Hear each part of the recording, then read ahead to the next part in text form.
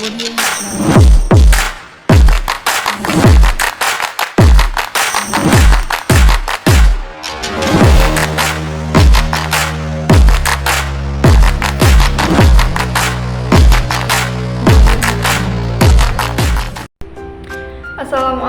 warahmatullahi wabarakatuh. Perkenalkan, nama saya Nawang Agnesia, mahasiswa baru di Universitas Samudra, program studi pendidikan guru sekolah dasar dengan NIM 2504100079. Nah, di sini saya akan memberikan edukasi tentang materi PKN yang akan saya jabarkan.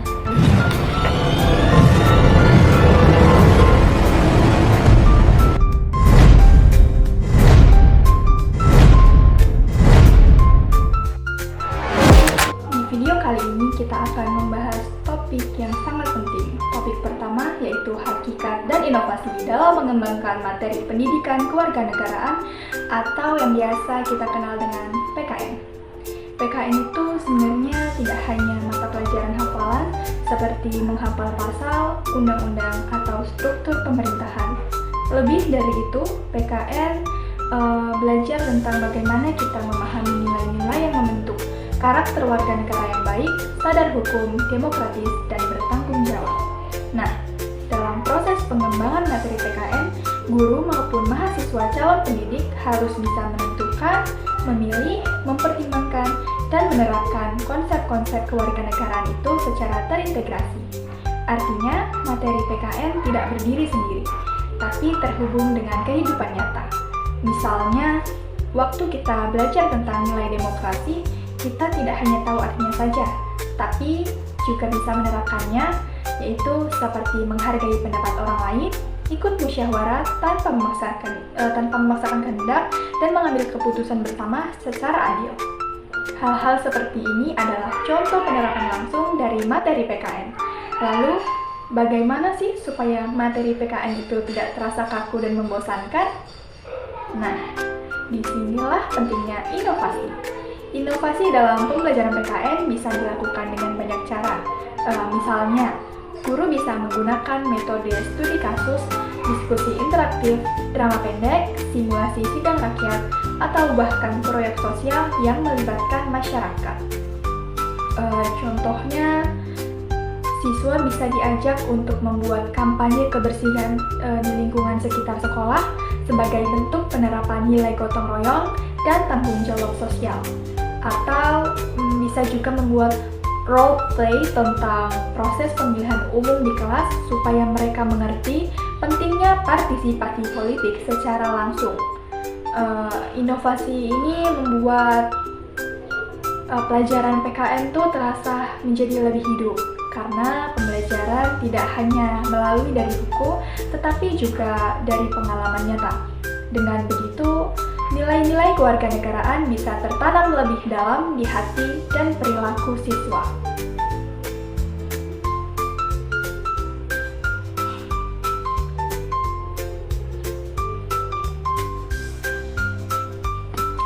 Nah, kita lanjut ke topik yang kedua, yaitu teori warganegara dan pemerintahan. Dalam teori ini, kita belajar tentang hubungan antara warga negara dan negara itu sendiri. Seorang warga negara bukan hanya seseorang yang tinggal di suatu wilayah negara, tetapi juga punya hak dan kewajiban yang diatur oleh hukum. Jadi, kalau kita ini membicarakan warga negara yang baik, itu berarti seseorang yang paham aturan, taat hukum, punya kesadaran politik, dan ikut berkontribusi dalam kehidupan berbangsa. Contoh sederhananya yaitu membayar pajak tepat waktu, ikut pemilu dengan jujur, tidak membuang sampah sembarangan, dan menjaga fasilitas umum. Semua itu adalah bentuk partisipasi nyata sebagai warga negara. Hal-hal kecil seperti itu sebenarnya mempunyai dampak besar untuk kehidupan bersama. Teori pemerintahan sendiri mengajarkan kita tentang bagaimana sistem pemerintahan bekerja, mulai dari lembaga-lembaga negara eksekutif, legislatif, dan yudikatif, sampai hubungan antara pemerintah pusat dan daerah. Dengan memahami teori ini, kita bisa lebih sadar bagaimana peran kita sebagai rakyat dalam mengawasi, mendukung, dan ikut serta dalam kebijakan publik. kita jadi tahu bahwa pemerintah yang baik itu juga butuh partisipasi dari masyarakatnya juga, tidak hanya dari pejabatnya. Jadi teori warga negara dan pemerintahan bukan hanya teori yang kosong, tetapi bekal supaya kita bisa jadi warga negara yang aktif, sadar, dan mampu menjaga keseimbangan antara hak dan kewajiban kita di dalam negara.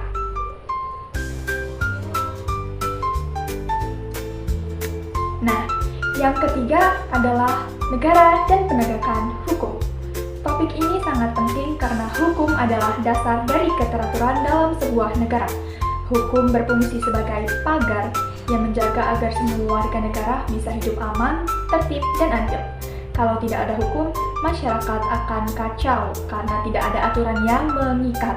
Makanya penegakan hukum itu jadi fondasi utama dalam kehidupan berbangsa.